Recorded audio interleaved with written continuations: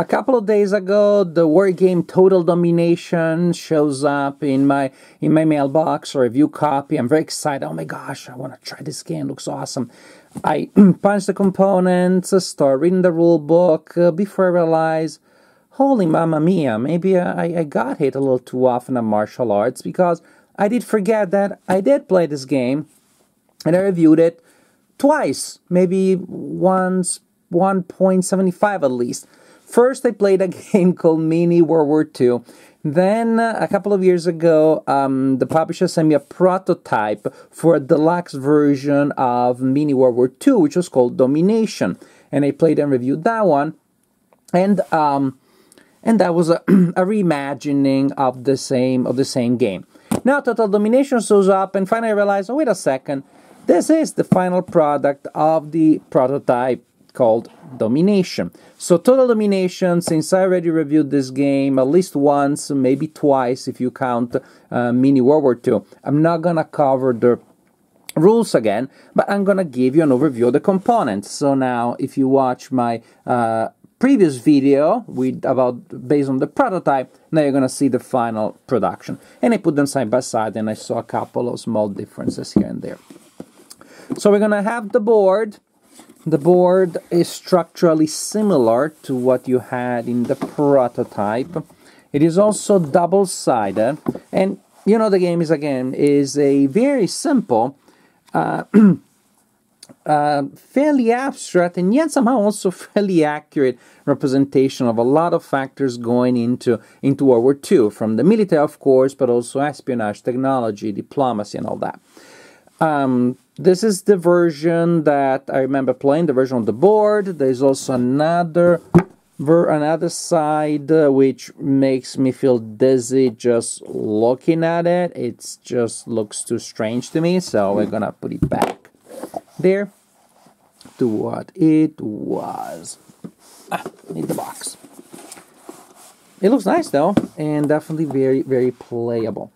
We got the player aids here, nice and thick, plastified. I think if you spill drinks on them, they're still gonna be okay. They look very complete.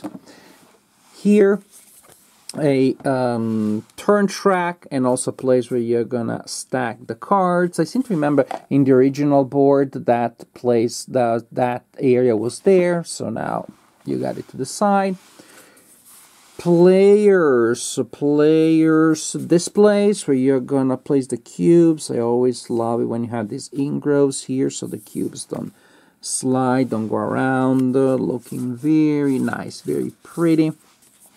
Love them. And then we have another display here. There we go. Cubes that you're gonna place on these displays here.